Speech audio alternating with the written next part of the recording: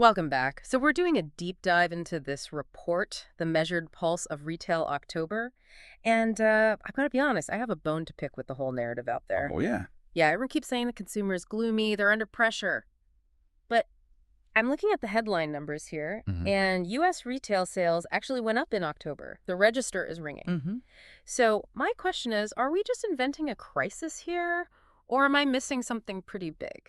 You're not missing the number, but you might be missing what's inside the number. Hmm. That top line growth, it's pretty deceptive. How so? If you kind of strip away that big aggregate figure and look at what people are actually buying, the story just completely changes. Okay. We are not seeing any real growth in those high margin categories. Hmm.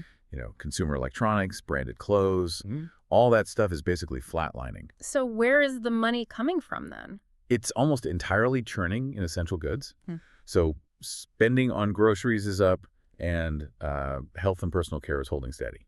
But here's the kicker. The report points out a really significant spike in private label purchasing. Store brands. Ah, So people aren't just buying food, they're aggressively trading down from the name brands they used to buy. okay. So the growth we're seeing is basically just people paying more for necessities because of inflation and then swapping to cheaper alternatives. That doesn't exactly sound like a healthy economic engine. It's an engine that's running, for sure, but the check engine light has been flickering for, what, 3 months now? Yeah. The report highlights this behavioral shift that goes way beyond just saving a few bucks. It's strategic. It says consumers are actively, comparing prices right there in the aisle. So the impulse buy is dead. The era of just seeing it, liking it, and tossing it in the cart, yeah, I'd say that's effectively on life support right now. Oh, wait, if sentiment is really that bad and people are pinching pennies this hard, why is foot traffic still consistent? The report says people are still going to stores just as much. Why not just, stay home? Because the demand is still there. The desire to buy things hasn't vanished. It's the execution that's changed completely. What do you mean? People are treating shopping less like a leisure activity and more like a tactical mission. They're hunting for value. Okay, but if I'm a retailer, do I really care? A sale is a sale, right? If you buy the generic toaster instead of the fancy brand name, I still moved a unit. Oh, you care. You care a lot about your margins. Right. If your customers are just ignoring all the high-margin displays and making a beeline for the clearance rack or the essentials aisle, your profitability takes a huge hit. Even if the volume of sales stays the same. Exactly. The report actually calls this a shift to value over volume. So retailers are moving product, but they just aren't capturing that premium price they used to. That sounds like an absolute nightmare setup heading into the holidays. If October was just the warm-up and people are already in tactical mission mode, what on earth happens in December? It creates this massive game of chicken.